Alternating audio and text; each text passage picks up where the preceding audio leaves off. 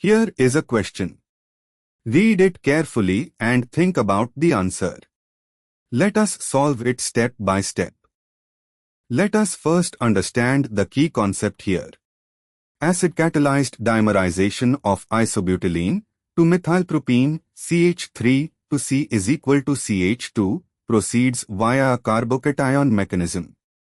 The acid, H+, protonates the alkene to generate the more stable tertiary carbocation CH3, 3C+, tert-butyl cation, following Markovnikov's rule. Moving on to the next step. Once the tert-butyl carbocation CH3, 3C+, is formed, a second molecule of CH3 to C is equal to CH2 acts as a nucleophile. The pi electrons of the second alkene molecule attack the electrophilic carbocation carbon. This is represented by a curved arrow from the pi bond of the second isobutylene molecule pointing toward the positive carbon of the carbocation. Moving on to the next step.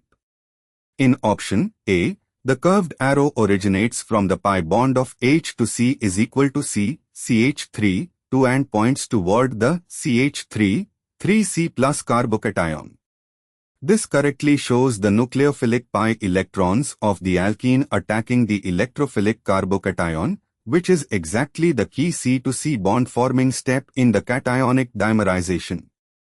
And for the final step, option B shows arrows pointing toward each other between two neutral alkene molecules, implying a concerted 2+2 or similar pericyclic process, which is not the acid-catalyzed ionic mechanism.